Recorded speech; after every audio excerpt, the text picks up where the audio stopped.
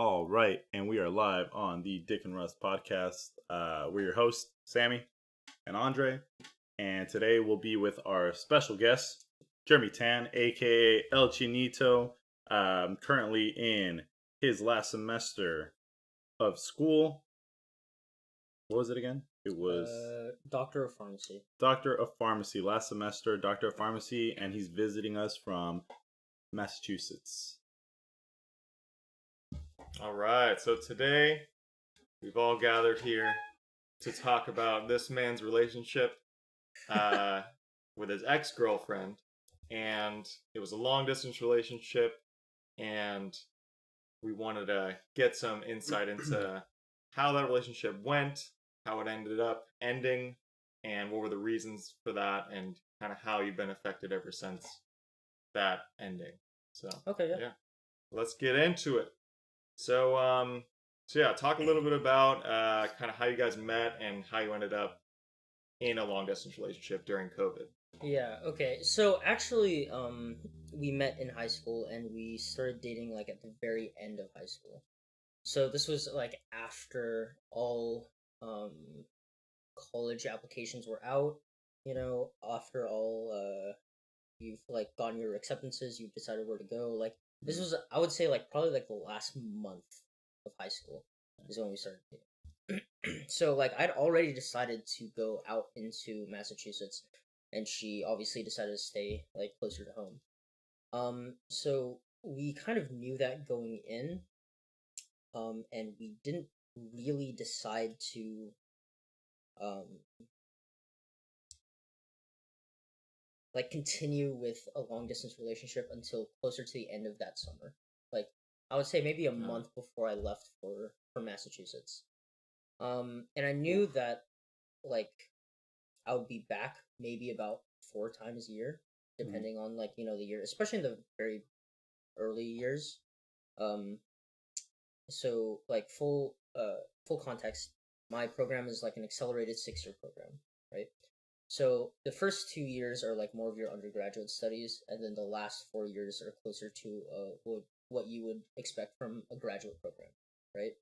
So I knew my first 2 years would be kind of a little bit easier, right? In terms of like time management, in terms of getting things done, being able to come back. Something that I haven't been able to do recently. Not only because of the global pandemic, but just because I've been getting super busy.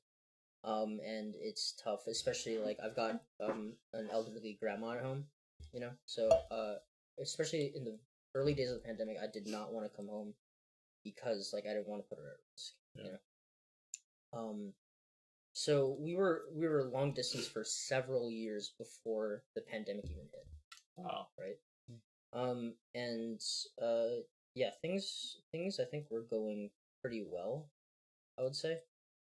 We did have like a couple hiccups, here and there, as any relationship does, but I would say overall, it was there was nothing that screamed like, I don't even know the right word. Like there was nothing that was like like it's not gonna happen. I'm just in it to be in it, Yeah. Dang. And that was because I know you guys had different religions, right? You guys believe in different religions. Yes. And so even with those kind of like barriers, you still didn't feel like, oh, like this isn't gonna work out, this isn't gonna happen. Like it still felt very sure, especially in the beginning. Yeah, because like in the beginning, you don't really think about these things, right? Like, you. The idea was more like I found someone that I really enjoy my time with, right? I really, enjoyed spending time with her, being around her, talking to her. I felt like we clicked, very easily. So like in those beginning like couple of months, you don't really think about it. You're just like, because especially for our situation, when we first started dating, I didn't even know if this was just gonna be like a summer fling or just like Yeah. or something that like lasts long. So I was just Right. enjoying my time with her, hanging out, having fun. So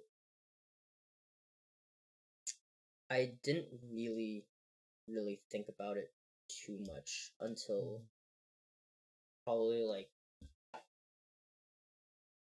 4 years into the relationship. How long were you guys together? We were together for 4 years and like 9 months, give or take. Okay. So a little bit closer to 5 years, but not quite. Yeah. Yeah. Dang. What would you say that? So you say you started thinking about religion like 4 years in or so. Would you say that in a way might have influenced kind of the decision to start talking about, splitting up, or was that not really a big factor in it? I think that was the main factor that I brought up, because we had always joked around, talking about like, oh, we're gonna get married, and it was like kind of a half joke, half not a joke. We like, there were definitely times where we're like, we're joking around, but then we also had like very like logistical talks about like how we would be living in the future. Yeah. So for example, like, you know, um, she might have a house, that is basically going to be hers, due to like family reasons, and I'm also going to be in a very similar position, right? So it's like, oh, do we want to live in one house and rent the other? Do we want to sell one? Like, do we want to like do this and do that? Like, we had those kind of conversations, or even conversations about like what to name like our kids in the future, right? Yeah, we had names. we had names. Yeah, so it all in all, it was like it seemed like very real that it was going to happen. Yeah. Right. And then that's when kind of like moving forward, the idea was always, you're not only marrying the other person, but you're marrying into their family as well. Right. Yeah. So we kind of had some like preliminary talks, I guess, about it. And then it was kind of like eating away at me, like, that we haven't like solved this problem. So I brought it up sometime in like February last year, right around when we broke up. Yeah. Dang. And how did that conversation kind of go? Was it kind of you introducing this problem, or was it kind of a mutual? It was definitely me introducing this problem. Okay. Because the religion thing is way more, or like, let me backtrack a little bit. My family's like super religious. I don't necessarily share all of their views. By religious, would you say Christian? Yes, Your very, family's very, Christian? sorry, yeah, very Christian. Just so we have like kind of a backstory. Your family's very Christian. Her family is very. I would say like Buddhist. Okay. She was more on like a secular, like atheistic side. Okay. I would say. It was one of those things where she kind of, excuse me, she kind of went during like holidays and like when family like we're all there, Yeah. So for her it was kind of one of those situations. For me, I went to church like every week, right? So it was definitely more of a me and my family, right? That being said, we can have, I know we've had like a bunch of conversations about this, but to kind of put it in a nutshell, like, in everyday language, I would call myself a Christian. But my views and my beliefs, are a little bit more nuanced than that. Right. Yeah. Yeah. Here's a good one. So, what I find is that a lot of the time when people have religious differences, they have big differences in like beliefs, but not so much like the way they live their life or like their values and that kind of thing. What for you was like the major sticking point with the difference in religions? Was it kind of affecting the way that you're going to live your lives together, or was it more of like ideals and like the belief system of it? Yeah, so I didn't actually think this through when I brought it up. Um, we didn't have that many differences in like morals, ideals, the way we live our lives. Um, it was just the idea of um, like my family being super devout Christian, and then she's like not, right? Yeah. And that like that difference stuck in my mind rather than looking at like what the real like picture like it's a lot like that one saying like you're too close to the forest or you're too close to the trees to see the forest, Oh, okay, yeah. right? Yeah. So I was like hyper fixated on that. And would you say like, did you even like bring it up to your family? Did you talk with them and like see what their actual thoughts were, or was it more of a just you kind of already expected the outcome to be, oh, Yeah. like I know my family's super Christian. I know they're not gonna be like super into the idea of me marrying with or getting married with someone who's not. um a little bit of both. I definitely like knew that um they weren't a fan of that, you know. Right. But like I wanted to just make sure that what I was thinking was what reality was, right? So I did bring it up to members of my family, and it basically like reinforced what I thought, right? Yeah. Like I don't know if you guys have experience with this, but certain members of my family kind of like have this cop out thing. It's if I'm being honest, it's kind of toxic. um they'd be like, oh yeah, I don't like this, but you live your life.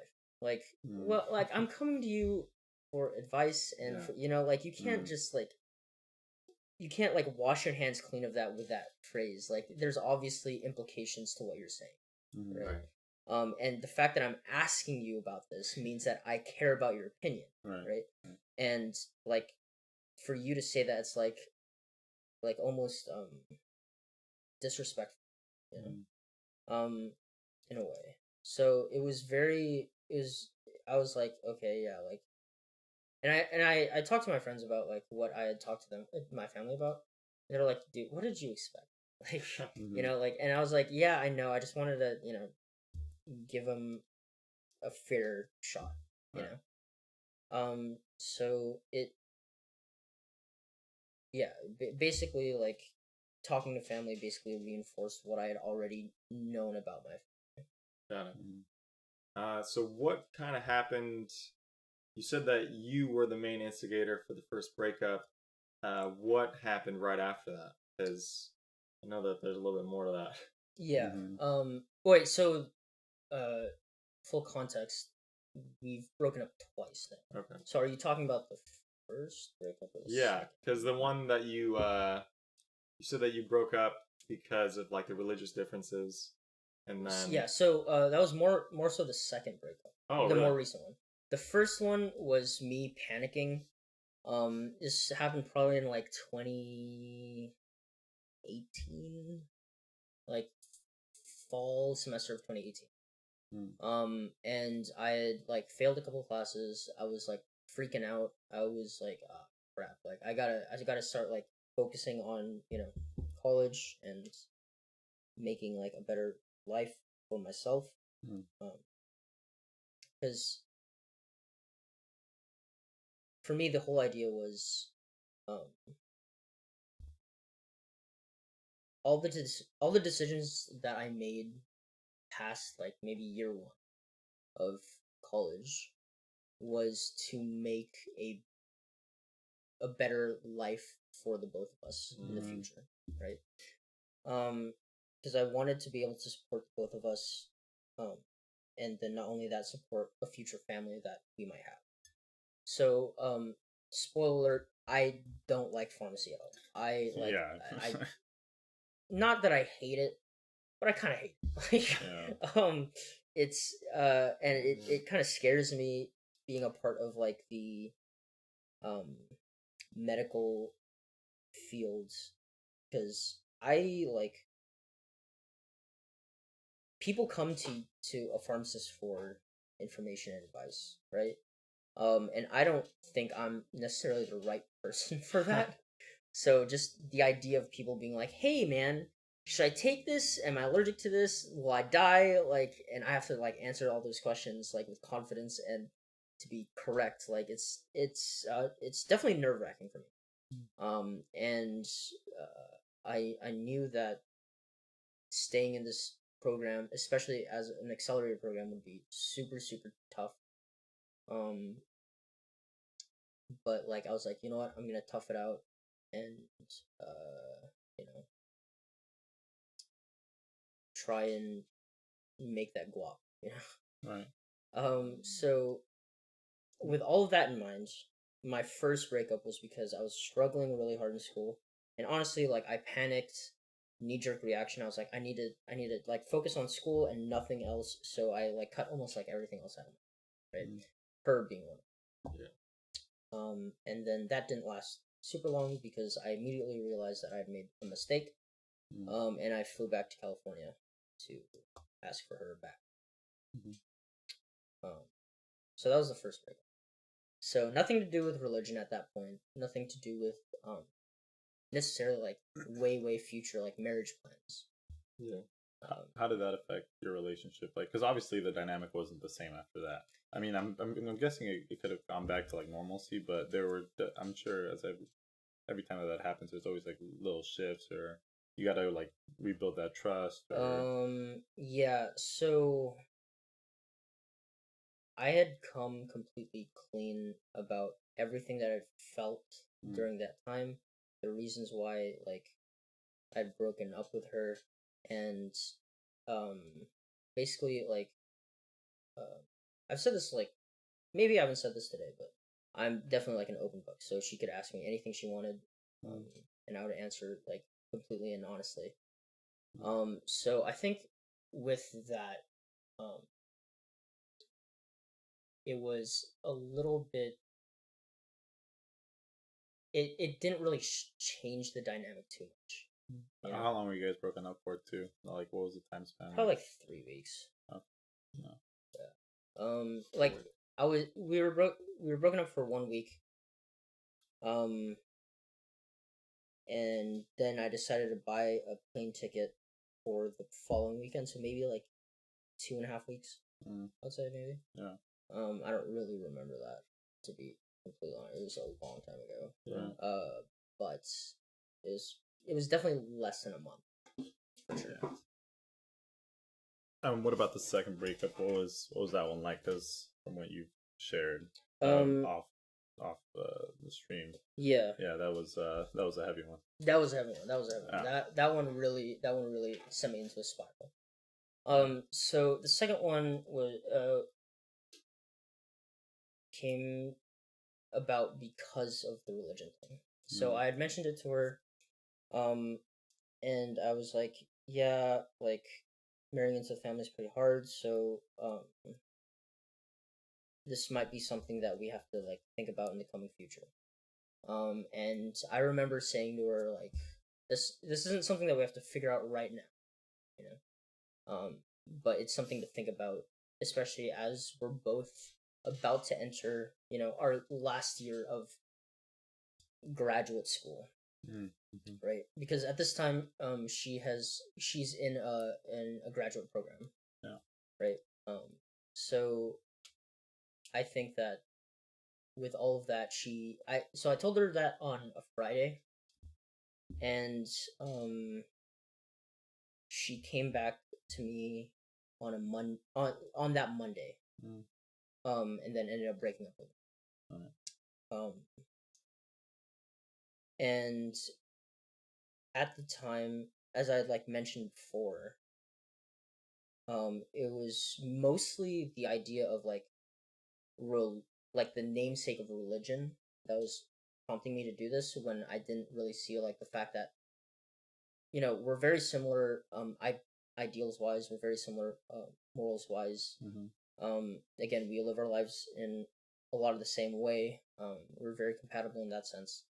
So about 3 days later, so it's probably like Wednesday at this point. I realized like, wait a minute, like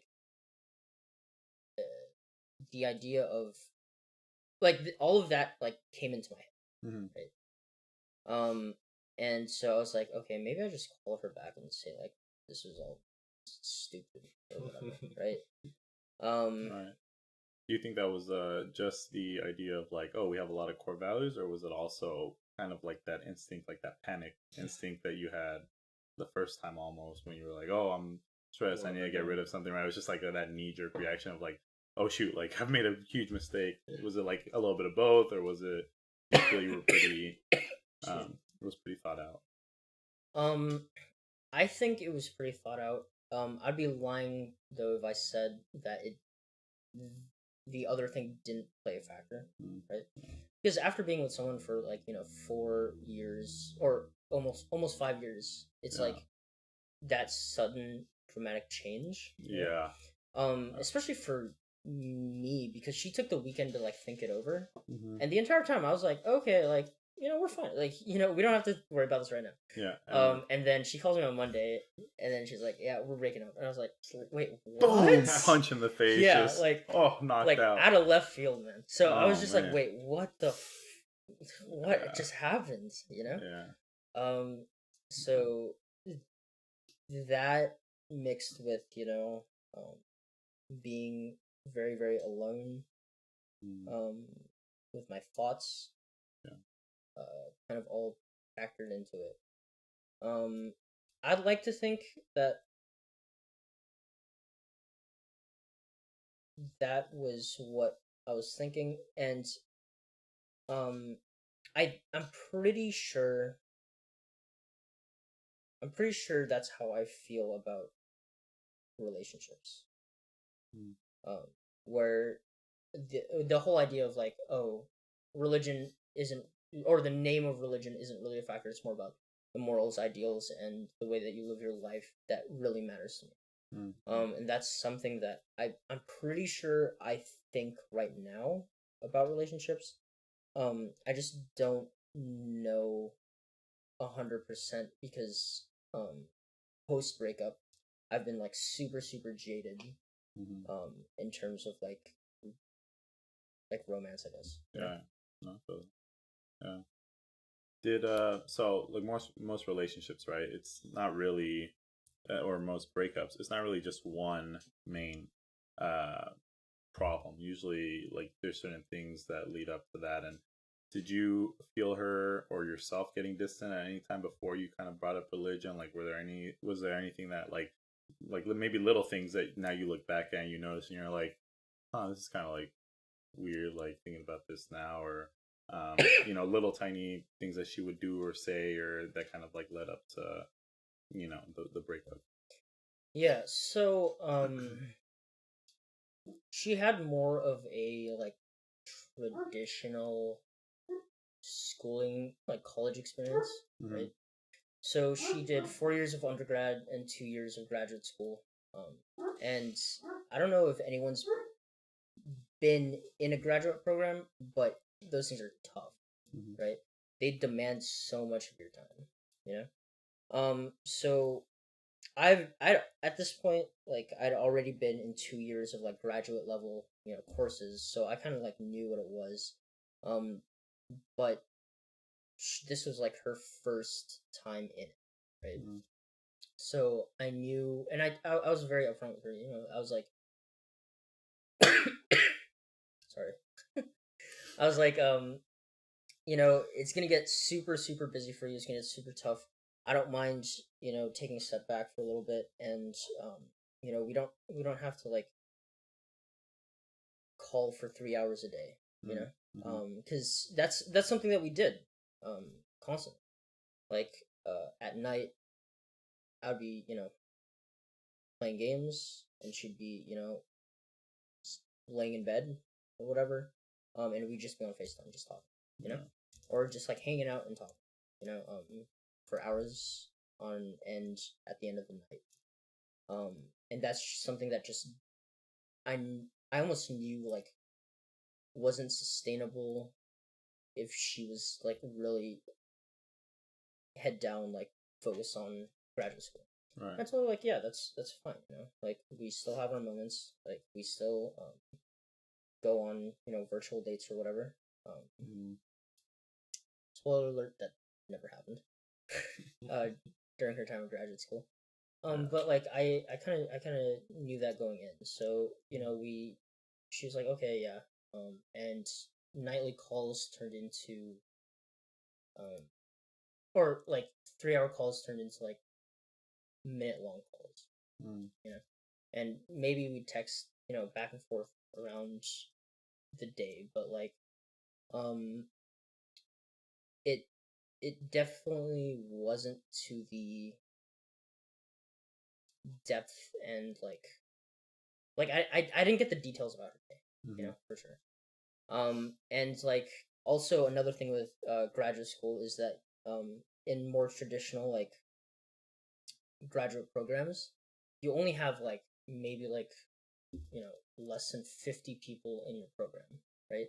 So you get really close to those people, you know? Yeah. So she found like this new group of friends. I was super excited for her because like it was a lot of people that, you know, shared this journey with her going on, you know, this graduate program. And like I knew that in her undergraduate years she didn't really get super close with like a lot of people, you know, like just a select few here and there because she transferred from a CC to like a university. So when you're only there for 2 years, it's really hard to make like a really close knit group of friends, right? So they were all like super close. They were hanging out like almost every weekend. You know, I was like super happy for her, you know, because outside of high school, this felt like you know, a really close group of friends that are all like sharing this journey together, you know. And in terms of friendships, I think like I don't want to say scientifically speaking, but like there's like data on this where friends made through shared experience tend to be really strong, right? Yeah. So whether you're like in the same graduate program or, you know, you're deployed together in the military, you know, stuff like that, like makes really good friends. So I knew that this group of friends was going to be like a core group of friends for her, for a very long time, you know. So do you think a lot of that just natural distancing is why she ended up saying you gotta just cut it off right after you like prompted that? I think it definitely made it easier. Yeah. Right. I don't necessarily think it was something on her mind.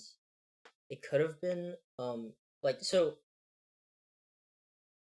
full or not disclosure, but like caveat to things I'm saying today, right?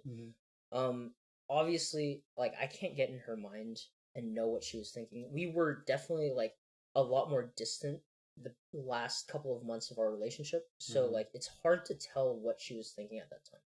So all I can really do is judge things based on her actions and like kind of extrapolate what she was feeling, you know.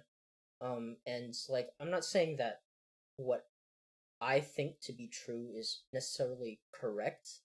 I'm just looking at, you know, it's kind of stupid for me to say, but I'm looking at all the data points and, you know, drawing a conclusion from there. And I was very like I was very aware of this where I really didn't want to have a conclusion in my mind and pick and choose data that supported that, right? I was really focused on making sure that what I saw was just, you know, factual data, and then I draw a conclusion from that. Yeah, you're like not from the top down. You don't want to be confirmation biased. Yeah, Like, exactly, right. Yeah, I want to just actually see what was the true motive behind it. So what did you get out of that besides just that natural distancing? What were some of those data points? So like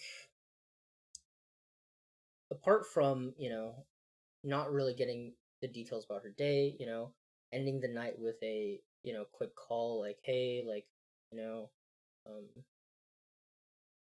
basically it was just like an I love you, good night, right? This is all it was. Like I would try and ask her about her day, but like she was always like, oh yeah, sorry, like I'm super busy, like this and that. Even during like winter break, you know. I was kind of busy. She was kind of busy, but like I tried to make time to talk to her, and it just like wasn't happening. And I and during those moments, I felt pretty secure in the relationship. So I was like,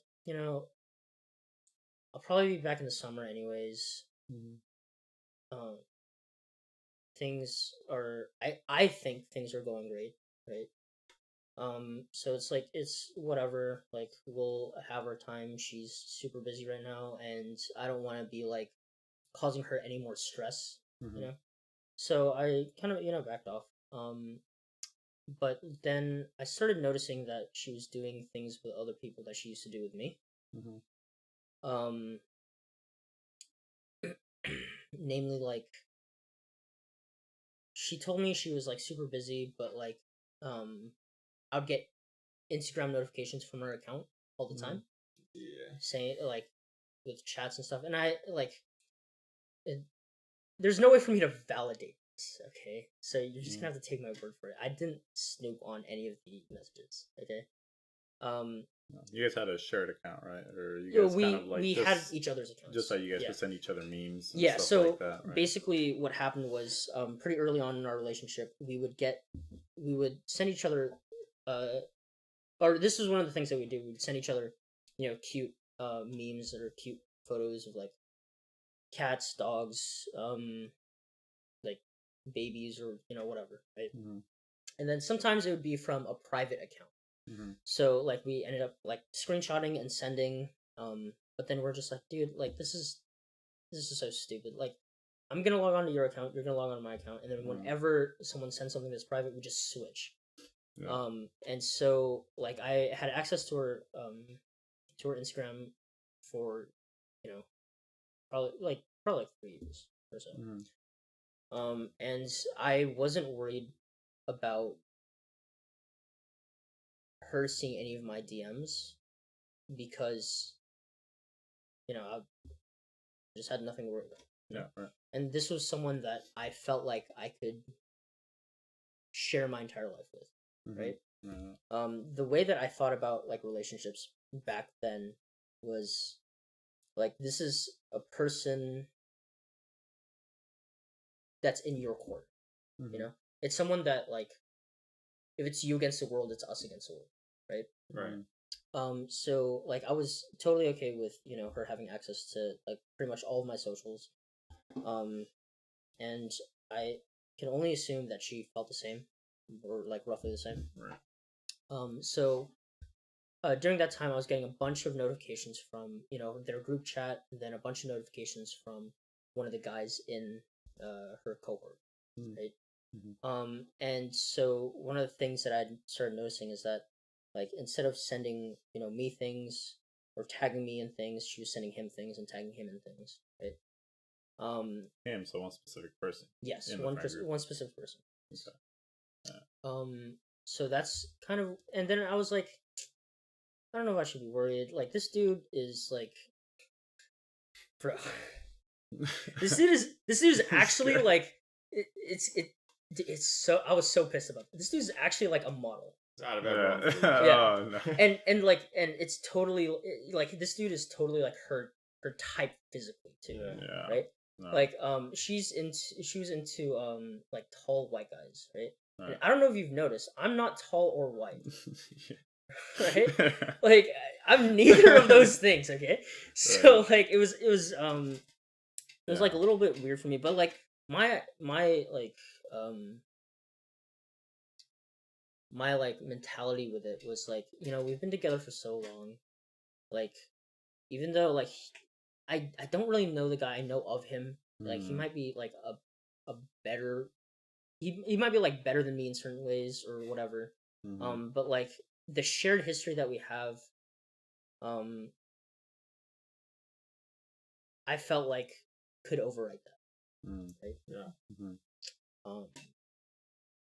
Did she ever end up like changing her password for her account and then you not being able to get into it, or No. okay? Oh, like during the relationship? Yeah, during the relationship. No. Oh, okay. So okay. Well, So yeah. that is a really weird dynamic, kind of seeing a whole lot of different variables that could have been adding up to her reason to end it. And she didn't mention any of that to you when she actually ended, or what did she say when she finally like buried it?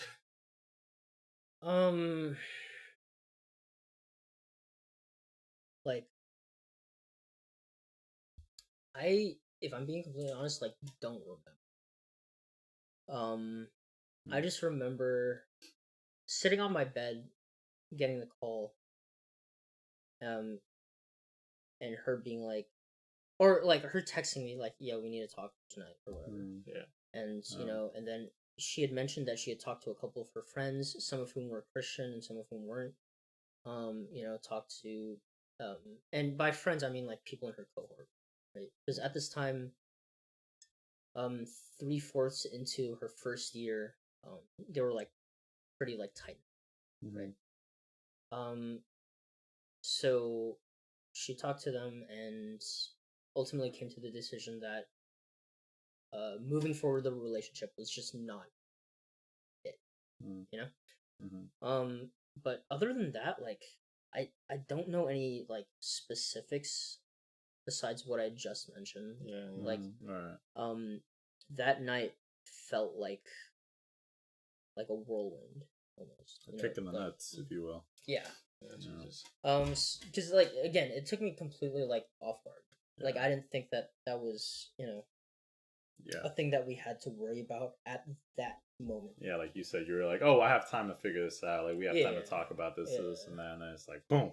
Yeah, like because my whole like I don't know if I mentioned this, but like my whole idea with bringing it up was like something like in the back of her head. She doesn't have to think about it right now, which, to be honest, from me is kind of really fucking stupid. Sorry, really freaking stupid.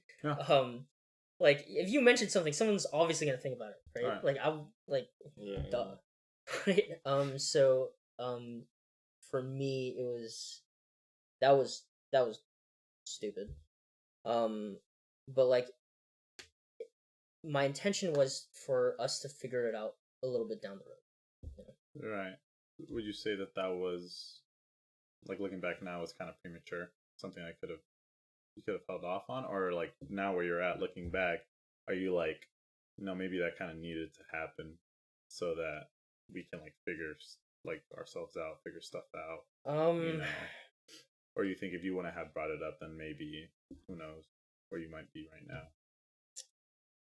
Yeah, so that's kind of like that's a really really loaded, or not loaded necessarily, but like complicated question. Because at the time, like I'm pretty sure she had no intention of like breaking it off. And that initial conversation about religion precipitated that event. But had I not said anything, I think we would have coasted it until the end of the semester or whatever. Do you think the breakup was inevitable, or do you think like it was just a matter of time, given the information that you kind of had, what her friends were talking like to her about? I had mentioned him to her, like kind of like half joking, half not, like, should I be worried? Right. And like she was like, no, of course not. Like I would never date him. Like he's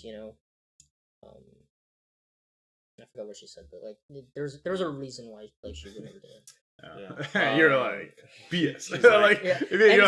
I would date him. Yeah, like bro, he's fucking hot, bro. This guy's Yeah, like, What she meant was he would never date me. Well, no. we'll get to that. We'll get to that in one. a little bit here. We're gonna...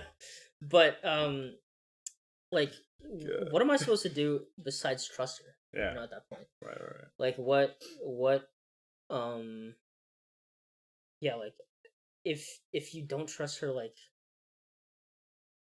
that's just like a bad relationship, and you should break up at that point. Right. True. Right. And so I trusted her, right? And it wasn't like a decision that I made to trust her. I just did trust her, right? I had no reason to, suspect anything. But like, sorry, what were we talking about? I'm like, so yeah, here's another one that is kind of on the same topic. So pretty much, you think that there's this big motive or big like catalyst for why she ended up doing that, apart from your own like, hey, let's talk about religion. Being this like new guy in her life and this new like friend group and the distance. So when it comes to like the thing that she actually said, she didn't mention any of those things that you just mentioned. But let's say you're like pretty honest or pretty confident that that's a part of it, right? Why or how important do you think it would be for her to be honest in that situation? Like how are you now dealing with that whole breakup with the fact that she didn't include some things that you think were a part of it? So I think that for me personally, I would have rather her said the entire, complete, unadulterated truth. And to be honest, I think I'm in the minority for that, right? So when dealing with these situations, I think people kind of resort to like what feels best. And so yeah, and so I think she said what felt best for her, right? Okay. To kind of like, ease me out and this and that and whatever and blah blah blah. Yeah. So like the way that things happened, I don't think I've mentioned it today yet. The breakup happens, and she had mentioned, this, is a deal breaker, the whole religion thing. So like, oh, there's one thing she mentioned, like, oh, maybe we'll revisit it in a month or whatever. Right. Like we'll see what happens, right? And so a month went by, and I called her and said, like, hey, like, what's going on? Like, how are we feeling?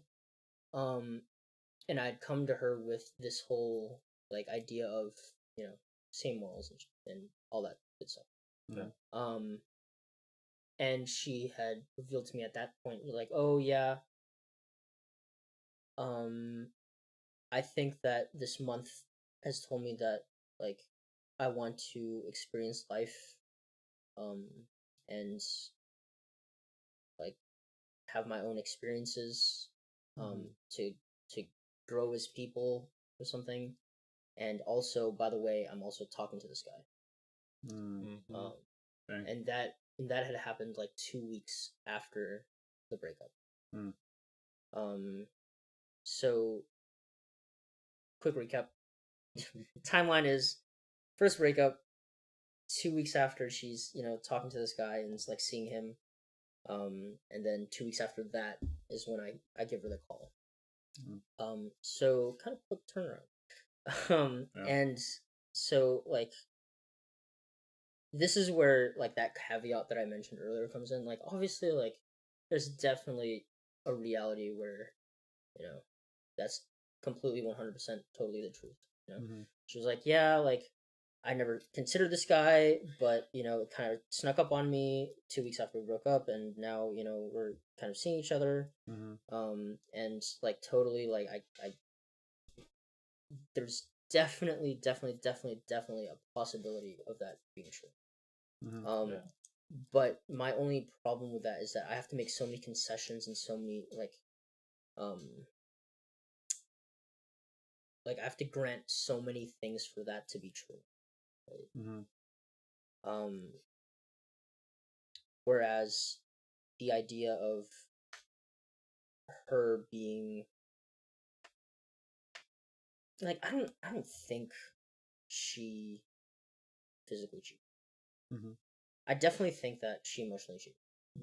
Mm-hmm.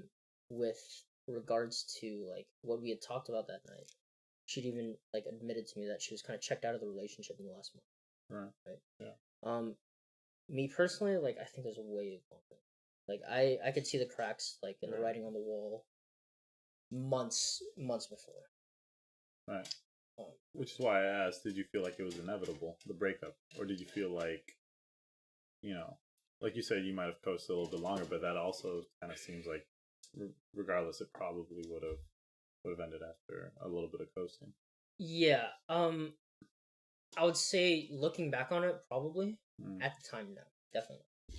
Okay, but now you're like, well. Yeah, and so that's why that question that you posed to me earlier was very like was kind of like complicated and a little bit loaded because like if I had not brought it up to her, we might still be dating right now, right?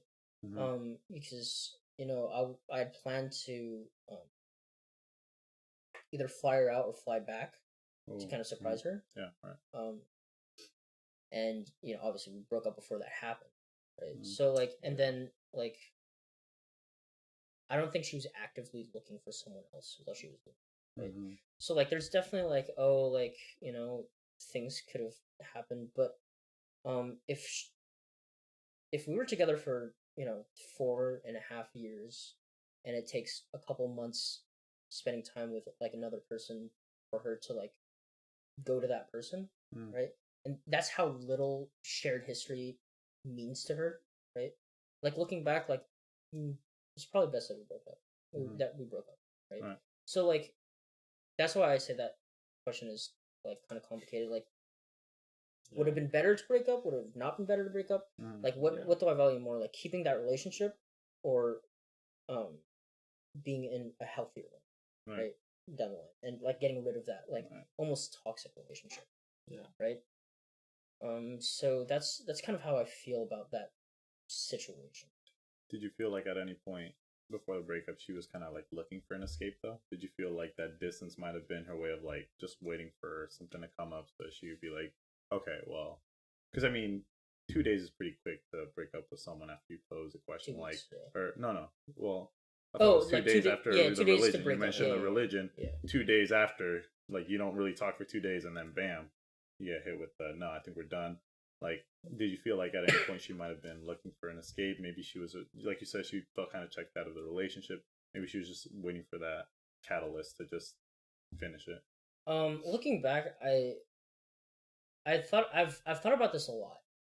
And I've come to the conclusion that I can't I can't really know that, and two, I definitely don't have enough like data to support like a concrete claim about that, right?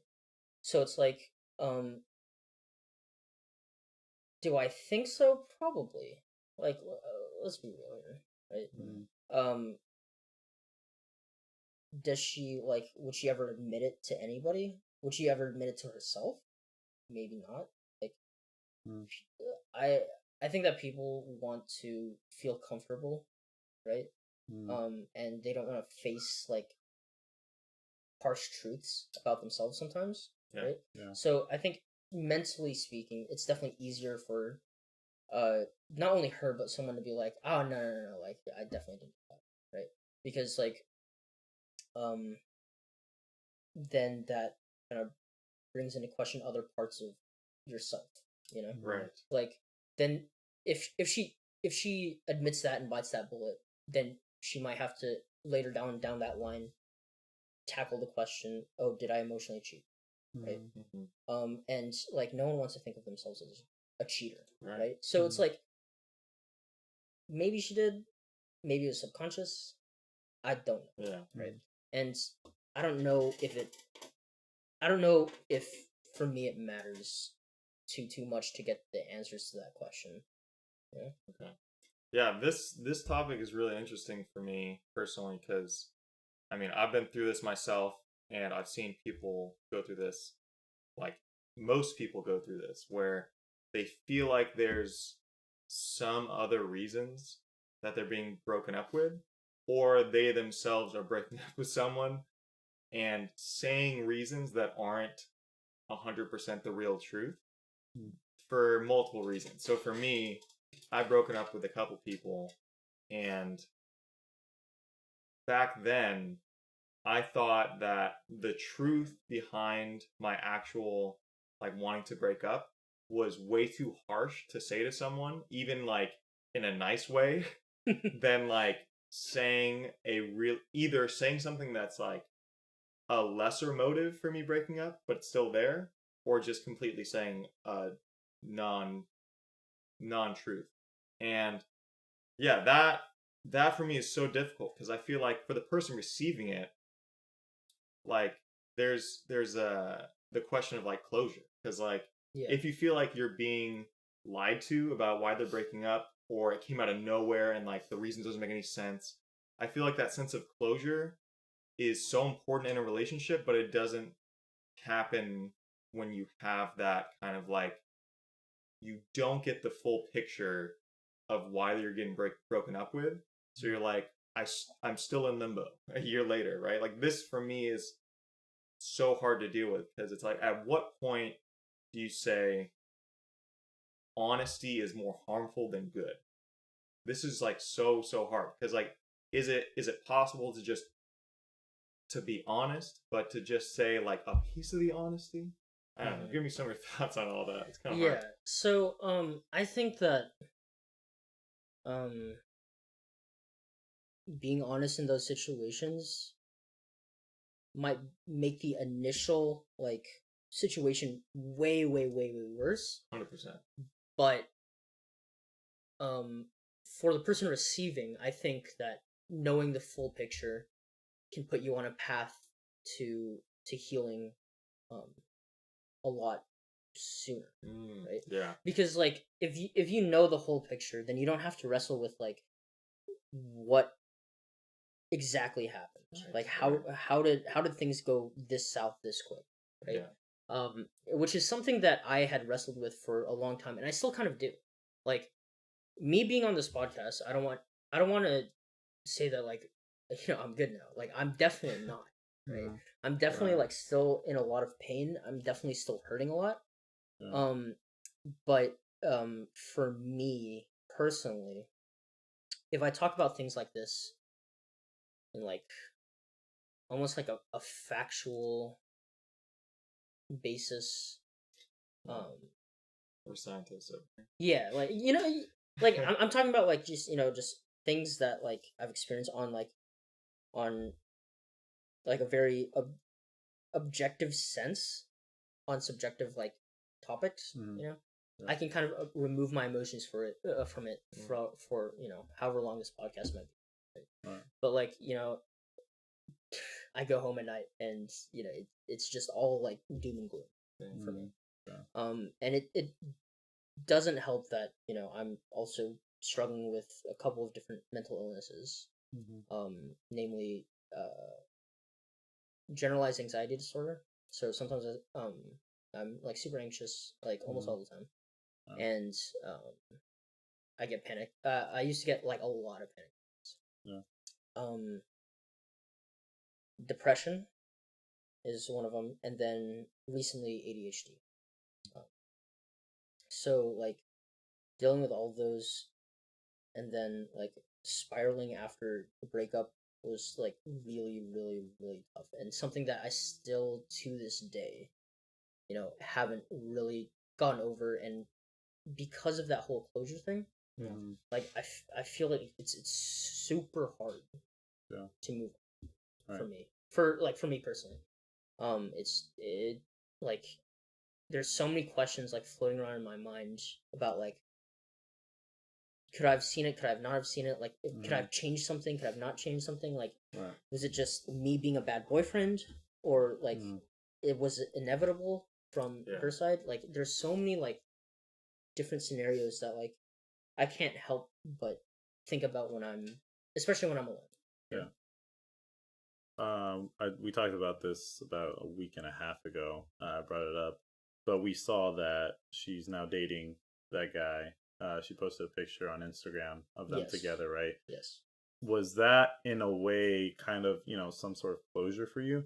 Obviously, I'm sure it was mixed feelings, right? Of like, oh, okay, well, it's good to know that like in a way, like you were right, and like now they're in this like long term relationship. But at the same time, right, it's like, okay, it's gotta hurt to see that, Oh and, yeah. and like kind of what are your thoughts and feelings through that? It definitely hurt. Yeah. It definitely hurt a lot. Let's put it this way. I hit squats later that day, Hmm. and I'd gone from like 180 pounds Yeah. on a squat to like maxing 270.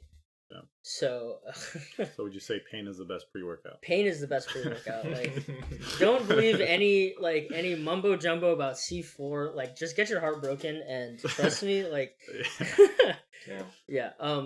But it like on one hand, like it was pretty devastating for me Hmm. to see that. Yeah.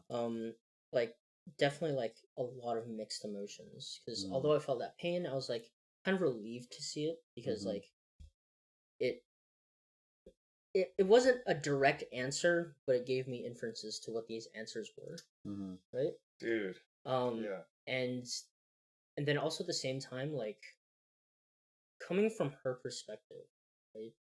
um you know you're dating this guy, right? Long distance, long term, you're kind of coasting, and then you find this new like person that um is exciting to you, right? Right. um is kind of like your type physically, and he's like super chill, super cool, like into some of the same stuff that you are, Hmm. and so it's like it's very hard to like, especially for me being so far for so long. Like, at that point, we had not seen each other in like a year, right, physically. Yeah. And it turned away from like, we used to like FaceTime each other to just calls, Yeah. so like I had not seen her like face to face in quite a bit, Right. right? So like, for her, like, she's found this new person that hopefully makes her happy. I would assume so, right? Mm. Makes like total sense for her to start dating. Yeah. It, from that perspective, like, her decision making makes sense, and I'm not necessarily like faulting her for that. Oh yeah. Yeah. So, Yeah, it could totally be that is kind of just, it just naturally played out for her, and it wasn't her actual motive at the beginning. But even what you just said is really impactful for me, and the more I've thought about this, being that when you're honest about, and like really genuinely open about why you're breaking up with someone in like a genuinely like careful way, and like you're caring for the person, I think ultimately that helps them get through it quicker and kind of get that closure sooner. Because like, just like what you just said, about once you kind of started seeing their relationship a little bit more clearly, and seeing how that could have been a motivator, that brought you like a lot of more peace than you did have before, right? yeah. So yeah, to me that's like, looking back at all the relationships I've had, I'm like, if I had just told them the truth about why I was breaking up, they could have just recovered so much quicker. But not just that, like learned more about like how you should interact in a relationship. Like you shouldn't be deceiving someone when you're telling them the reasons you're breaking up, because they could be genuinely good reasons, and Mhm. they usually are. And yeah, like you said, it's going to be super hard at first, but in the long run, it's going to be in their best interest and in your best interest, because now you don't feel like you've just deceived someone and kind of put them on this path for years, So yeah, that for me is like that's the thing that I've been struggling with ever since we talked. I'm like, that's really huge, and I wish that was like commonplace in our culture, but I feel like it's really commonplace for people to really sugarcoat to the max to the point that it's not helpful. And I would also like to add like one little caveat. I'm very in most cases I'm very against like polar opposite extremes, right? There's definitely situations where you need to sugarcoat things, okay? Like I'm not saying that like this is like a for sure like every single time you have to do this, because like humans are a complicated species, and there's definitely like situations in which I can see like a little bit of sugar might help medicine go down, okay? I just want to add that little caveat. I think that's a good point, because what I was trying to say is not like just 100% bold-faced truth, like unfiltered truth. It's just putting the actual reason in a way that's going to be gentle to the person, right? Like you can still say the full truth just in a way that's not the unfiltered, like this is the 100% real reason. Which I think is why it's important to really take your time, especially when you're gonna go through a breakup. Take your time to really think about what you're gonna say to the other person. A lot of times certain things, and I know this just from my own experience too, is when you say certain things to people, like that can stick with them into their next relationship, and it can really make it hard for them to love again. So I would say be very careful with what you say and how you say things, especially during those moments of vulnerability, which breakups are a moment of vulnerability. You're seeing the other person at their weakest, in the sense of you're breaking up with them, right? Like no one's gonna be, they might play like a strong face, but it's a moment of vulnerability. So it's good to mean what you say, but to also not just stick a dagger in them.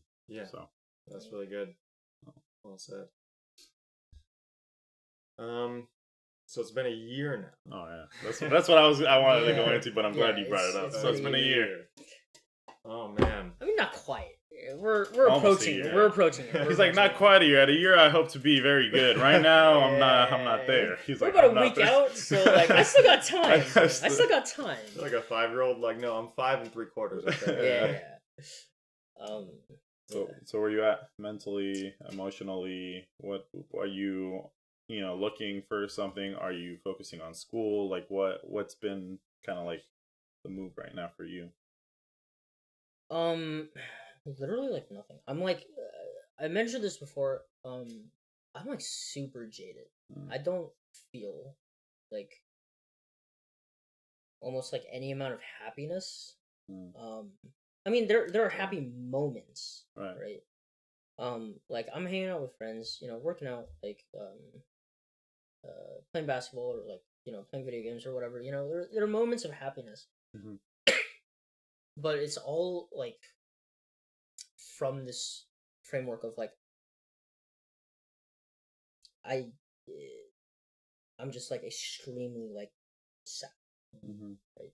Like depressed like all of the time.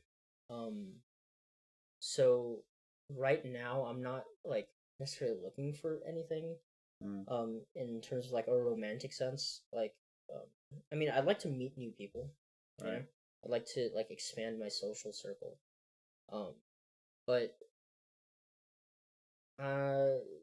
like school, with the entire thing of like feeling super jaded, like focusing on schoolwork, focusing on things that I have to do, especially in like the last year of my my PharmD program, like it's been super tough. Like I can't like I'm basically just coasting through life right now. Like I wouldn't say that like I'm suicidal, right? I'm not like actively searching for death, but like I don't really feel like this need to live. Does that make sense? Yeah. Like I'm definitely not like I'm definitely not like gonna like OD on like some pills or something like that. Right. It's like almost like if I die, like okay, whatever, right? Yeah. Hopefully things will be better on the other side. But like post, like I looking back like a year, it's been like a really, really, really tough year. Not only because of the breakup, but you know, COVID and the whole pandemic thing, being stuck inside all the time. Mm-hmm. For someone like me, is like was great at first, but like I'd like to go outside sometimes, right? Yeah, so it's like definitely like still a lot of pain, still a lot of like being super um jaded, super like unresponsive to things, very like posty kind of lifestyle, you know. I mean, like, I don't know if you guys experienced this, but in like Asian cultures, there's a thing where you want to like save face, you know. So like if I'm around, family or like um, my family's basically like family or like family friends, or in the sense of like not necessarily like my friends, but my mom's clients or her friends or people that I've known for a long time. Like I have to put on like a face of like strength, Right. and stuff like that. But again, it's just a face. Right? Yeah. It's basically just a mask that I put on. Hanging out with my little cousins or um, my mom or the rest of my family. Right. Yeah. I've definitely been through that too. I don't think it's super strong in like white American culture, at least here in the West Coast in California, that I've seen. But the places that I have experienced it a lot is with like the friend groups I've been in, and like at school, obviously, and at work, especially, right? So, like, I've been through that same thing. I've been through some forms of depression. I don't think I wasn't never like clinically diagnosed with anything, but I've been through periods that seem to last forever, where it's pretty grueling, where I feel like I cannot talk to anyone about it because of the environment that I'm in. And not just that, like, I feel like no one's gonna really want to listen to it. That was the biggest thing for me. It's like where I am with these people, it's too surface level, and it's like very like masculine energy, to the point that you can't be vulnerable and be accepted. At least this is how I was perceiving the places I was at, and that made it really hard for me to kind of deal with these things because I never talked about it, right? Like, I was never close to my family, so even though there wasn't that like kind of weird saving face part of my family's culture, because I wasn't close with them, I like didn't talk to anyone about this stuff for a long time. So yeah, I've been there, and it's only when I started getting like good friends like you guys and my current fiance and like just really good people in my life that I realized, oh yeah, it's okay to be vulnerable, and to like the only way for me to process these things is for me to talk about it. This is just me speaking, and that has like far and away been the most helpful thing for me, because like I don't go to therapy, so that's basically my therapy. Like getting other people to like ask questions and just be there to listen, has been like huge. Yeah, for sure. And also, side note, therapy, much recommend.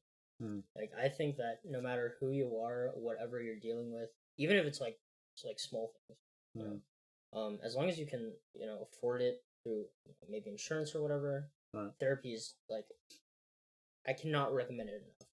also for another thing to add to that is for affordability. A lot of times, your jobs will have um, programs that you can go to where they'll cover it for you. They'll only cover like 3 or 4 sessions, but even just that, like I know my job offers I think 5 sessions of therapy, and they cover it. You just Is it just the first 5 sessions, or 5 sessions in a time frame? 5 sessions in a year. In a So year? they cover like Oh, that's not five bad. sessions in a That's year. awesome. So, and I mean that's pretty good. But I know other companies, especially larger companies, they'll have programs like that that you can kind of seek out. So the biggest thing too is to look around as well, right? So if you're saying, oh man, it's gonna be too much money to go to a therapy session, do your research, go online, look for just like how schools have scholarships, like some people can apply to receive money for that for therapy. So sometimes it just takes getting your story out there and having someone reach out to you and say, hey, like I want to help you out with this, like so. But yeah, we mentioned that before too. Therapy for everyone is pretty is recommended. Yeah, I think my girlfriend only went to like less than 8 sessions, and she had a huge change in the way that she saw things. Like, Yeah. and it wasn't like the therapist was like giving her ideas. She was just kind of like letting Chloe explore her own Right. her own processes and her own thoughts in like a safe place, and like asking good questions. Right. But yeah, Chloe within like just a few weeks, it seemed like, was just like 180. Like, Yeah. she seemed way better mood. She seemed to like know how to deal with like the harder relationships in her life. Yeah.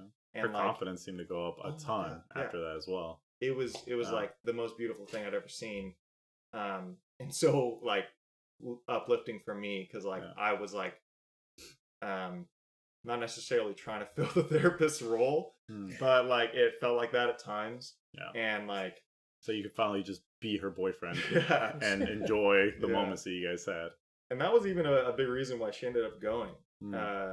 She felt like it was weighing on our relationship, and she's like, she didn't want me to be that role, because it was like, she's like, I don't want to put that burden on you. Right. Yeah. And it wasn't a huge burden for me, because like I love her more than anything. But yeah, it did make it hard to have a lot of fun in the relationship with that dynamic. Right. So yeah, it was really, really helpful for after she went to therapy for like 2 months. Right. And then just going back, one more thing I wanted to add, going back to kind of like that masculinity of like, you can't, be vulnerable. You have to always be strong and this and that. Especially when it comes to relationships, if you continue doing that with your partner, it doesn't allow them a space to be themselves or be open. Right. Because they see that you're almost like this perfect image of what it looks like to be strong, and they feel like they need to be like that in order to match your energy, right? Man, so true. I would say for once you truly start caring about someone, building that trust, don't be afraid to open up. Don't be afraid to say what you need to say, because it's only going to cause more problems in the long run, and it doesn't allow that other person to be themselves. So it's, the goal is not to be perfect. The goal is to understand other people who are imperfect. So I think that's something, especially in relationships, since that's what our topic is today, that's something to focus on. So that's a good line. Yeah. Anything else for Jeremy? Oh man, I don't know if you want to get into more of the depression side of things, because like I know that goes a ways like further. Oh yeah. So yeah, I know that like we talked about this before, like you're on multiple drugs that kind of help you deal with that. Could you talk about that a little bit?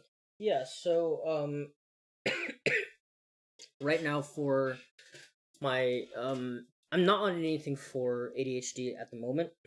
Right now I'm on citalopram, which is what's called an SSRI. Putting that pharmacy degree to good use here.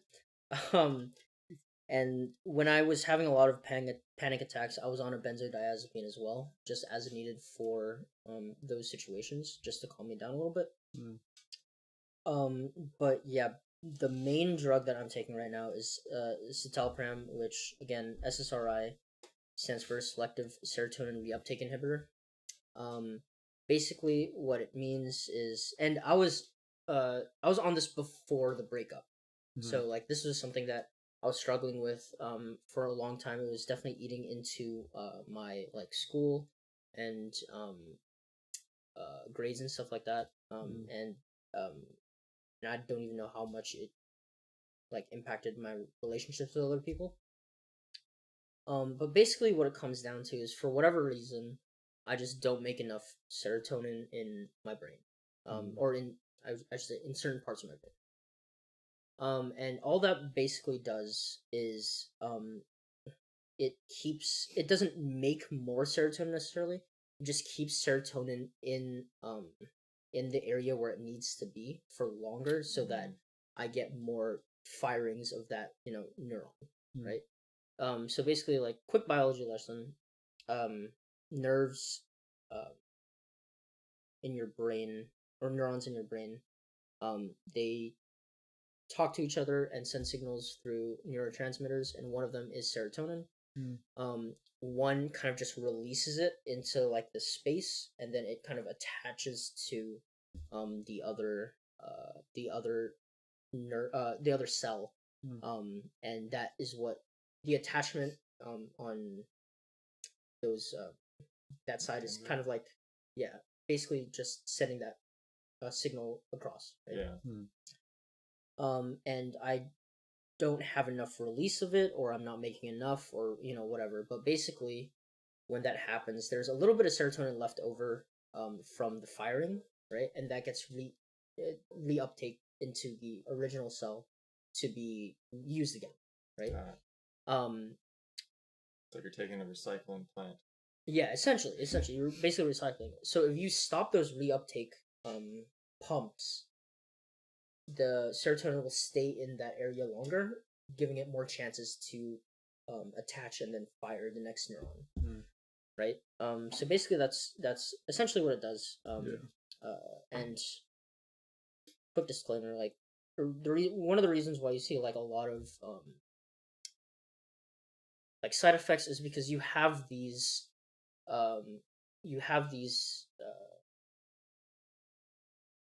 like attachment points like all throughout your body, right? There's some serotonin receptors in your gut, right? And so like a lot of the side effects tend to be like constipation or diarrhea or whatever, for this thing, especially in the very beginning before your body gets a chance to get used to it.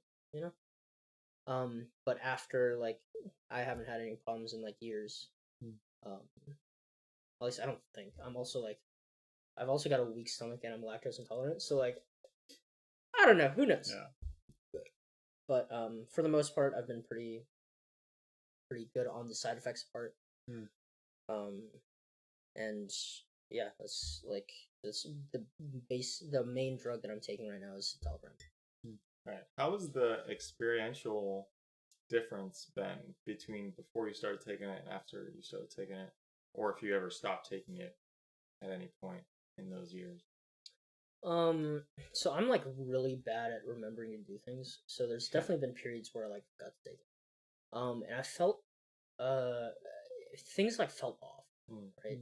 And I'm not saying that like I'm obviously like not super happy, right? It's definitely like a multifaceted problem. But I have definitely seen improvements in like mood and focus in falling asleep and staying asleep. Pretty much like a lot of different parts of my life. That kind of feed into like what was going on with my body at the time, right? So like, for example, like if you can't focus, you don't do things as quickly, and you're not kind of meeting deadlines almost, right? So you get more anxious, and then things go badly because you're anxious and you're not focusing. Then you're like a little bit more upset or like sad or depressed or whatever. And then things kind of like fall into that loop where it's kind of like a positive feedback loop, where you kind of get what I'm saying. Like it's just a big old circle. right? Right. So in fixing that, kind of giving me a little bit more focus, giving me a little bit more like attention, um, like definitely helped a little bit. I could definitely see my general mood like on kind of like an upswing, Mhm. right? But again, um, I was just recently, like a couple weeks ago, diagnosed with ADHD, um, and that could also like play into it a little bit. Like Mm. I'm not saying that my focus is like perfect now, which could be due to the ADHD, could be due to the social factors in my life right now. Right. But that's kind of where I'm sitting at right now with these medications. Yeah. Do you have anything else for that topic? Well, kind of relating to it is like could also be partially just senioritis as well hitting you. You got one. Well, I mean, we've all been there in high school. Some of us have been there in college as well. It's last semester. You're kind of doing something that you didn't really want to do. Yeah. You're just trying to get by it. Like could that be playing into your mental state as well? And who knows? Maybe there's light on the other side of you ending your degree and finally getting into the workforce, making some money, and then maybe potentially thinking of doing something that you love to do. Yeah, I think it could be. It's not something that I really thought of before because I'm just like naturally like a really really lazy person. So like I it could play a factor into it. I personally don't think so because I think I put a lot of stock into this year as being one of my more important years. There's like 2 years in my pharmacy program that are like really really important. One of them is fourth year, where you really really get into the meat of like um what you're doing. That's where you learn the most things that are pertinent to your future career. And then sixth year, which where I'm at right now, is where you get a lot of like real world experience. Yeah. And so like focusing on that was, I think, um could have like counteracted senioritis, but like to be honest, like I've been feeling like senioritis since senior year of high school. So It like hasn't stopped. it hasn't, because like I grinded hard like 11th grade for college apps and stuff, and like I was grinding really really hard throughout my first 3 years of high school, and then I was just like, dude, I'm tired of this. Yeah. And that kind of carried on to into college, if I'm being completely honest. Yeah. So like it was definitely like, Is it just like you got complacent, or did you just feel tired of giving so much effort to something that you knew you didn't have to give that much effort to? definitely more of the second. Yeah. Like again, I do not like pharmacy. If you like pharmacy, like more the power to you, like all the power to you, like mad respect. That's just not me. But like that mixed with not necessarily enjoying any of the classes, I was just like, I don't really want to put effort. Like I will put in the effort required to pass or like do certain things, but definitely not a Sigma grind set like before. Yeah. And I'll just do one last question because I have a feeling we'll probably have you on the podcast again sometime in the future. There's so many topics we can talk, with you about. But last question would be, what does it look like for you after farm school? And what are kind of like your goals for this year, and then probably leading into next year? What's something you want to focus on? Right now goals. So I used to create a lot of content on Twitch. And post breakup, I kind of stopped doing that. Like, if anybody like knows me, they know I'm a big gamer, right? I play Counter Strike on a team. I have logged like somewhere around 5,000 hours in that game total. I play a whole bunch of different games. I'm always on Steam. I'm always like trying to find new fun things to play and whatever. I stopped playing any video game for like a month, or it might have been more, post breakup. So, and then like that's kind of like continued to almost this day, in the sense that I haven't streamed or made content in like, since that breakup. Right. Like a year now. Yeah, almost a year now. So I think one goal for 2022 is trying to get back into the rhythm of things, like fully grind. Like one of the blessings of now being single is like I don't have to worry about someone else. Right? Yeah. So like now I can just focus on like my goals, my aspirations, what I want to do with my own life. And like in a way I'm kind of glad that happened, because like post pharmacy school, like really, I'm being honest, like I'm kind of here just for the money, Right. Like it's nice to be able to help people with their health, but I'd rather make people like laugh or enjoy their time, like I want to leave, the super serious health things to super serious health people. Like I'm not that kind of person, Right. So like for me in the future is finding that good balance between, my interests and hobbies, making enough time to make sure that I'm making enough money to support myself, right? And yeah, so hopefully this year I can use it as a springboard to kind of like jumpstart the rest of the ideas that I have in my mind about the future. But yeah, mostly focusing on kind of like, I want to say like focusing on myself, because I feel like it's like super cliche and like whatever. But so you're dating yourself, is what you're saying? Yes, yes. Love yourself, There you go. Justin Bieber. Nice. No, but Right. yeah, that's basically my goals Focusing for the future is focusing on my future career, focusing on hobbies, and hopefully making my hobbies like my future career. Like that would be absolutely ideal for me. Right. Yeah. Awesome. Sweet. Well, Sammy, anything else to add? Yeah, or... you got any closing words of wisdom for our generation? Whether it be career or relationship? One thing that I always say, especially for people who are a little bit younger, and trying to figure out what they want to do with the rest of their lives, like you're so young. Like I kind of feel old, and I say that kind of as a joke, but like we're all like super super young. Even at the age of like 30 or 40, you're still pretty young. Yeah. Right. Yeah. You still got your entire life ahead of you.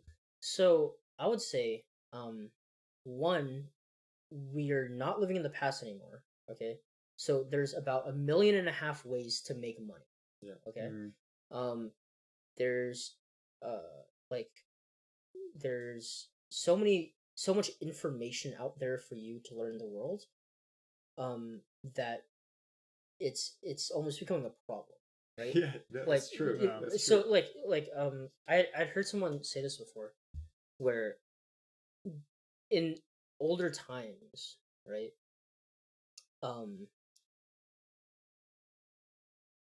or like a newspaper from today would carry more information and news than someone probably like 200 or 300 years ago would ever see in their entire life, right? Yeah. And we get that every day almost, right? And and even like 50 to 100 years ago,